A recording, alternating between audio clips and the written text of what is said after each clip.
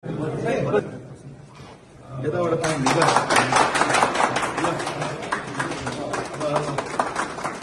ल यो मेयर पढ्ने प्रदेश सरकार संस्कृति तथा पर्यटन मन्त्रालयबाट थाहा नगरपालिका वडा नम्बर 9 मा निर्माण सम्पन्न भएको चितलाङ भ्यू टावरको बागमती प्रदेश सरकारका माननीय मुख्यमन्त्री इन्द्रबहादुर बानियाज्यूको प्रमुख आतिथ्यता तथा सांस्कृतिक तथा पर्यटन मन्त्रालयका माननीय मन्त्री सुरेश श्रेष्ठज्यूको विशेष उपस्थितिमा समुद्घाटन कार्य सुसम्पन्न भयो। यति सम्म 2082 साल पुस महिना 9 गते रोज 4 शुभम। धन्यवाद।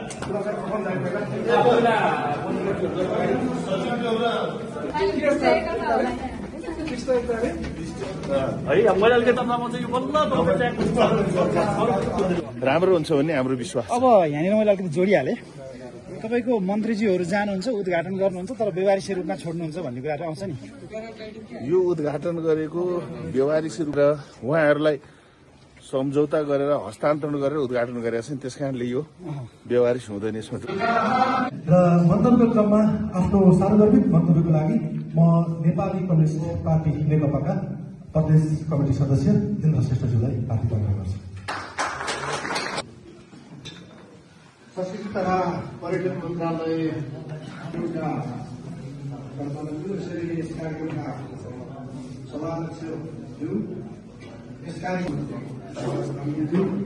यसै गरी पर्यटन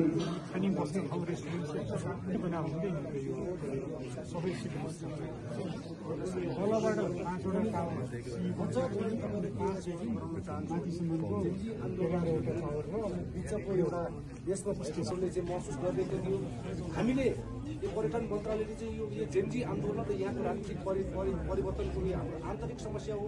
त्यो समस्याबाट बाहिर पर्यटकहरू कुनै पनि किसिमका समस्या हुने छैनन् र पर्यटकीय गन्तव्य क्षेत्र पर्यटकहरूको लागि त्यसकारणले यहाँ आइसकेपछि कम्तीमा 2 दिनसम्म यहाँ घुम्ने बस्ने रमाउने थुप्रै सम्भावनाहरू छ। यहाँ आउनुहोस्, मनोरञ्जन लिनुहोस्, रमाउनुहोस्, घुम्नुहोस्, आफ्नो कार्यव्यस्ततालाई थोरै समय निकालेर यहाँ आएर यो हिल स्टेसनमा आउने, यहाँदेखि यो थाहाभित्रका चाहिँ सबै मूर्त अमूर्त सम्पन्नहरूलाई हेरेर जानुभयो भने तपाईँको जीवनभरका लागि एउटा अविस्मरणीय तपाईँको त्यो समय तपाईँले प्राप्त गर्न सक्नुहुनेछ।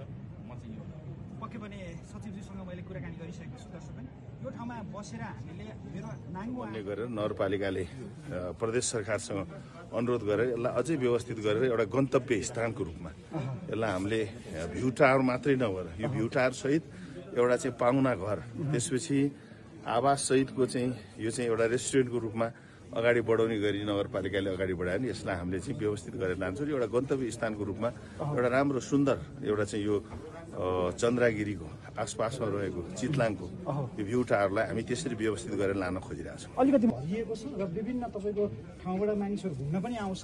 विशेष गरी हजुरहरूले चाहिँ मन्त्रालयबाट बसेर चाहिँ के गर्ने विचार छ र कतिको अगाडि बढाउने विचार छ नेपाल? विशेष गरी अब यो तपाईँकै निर्णयमा चाहिँ यसलाई चाहिँ मन्त्रीज्यू मुख्यमन्त्रीज्यूले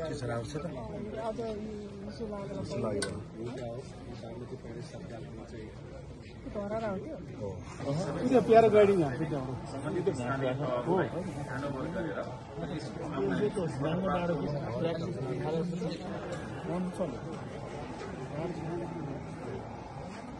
बाटो बन्नु पर्ने बाटो कम्प्लिट भयो।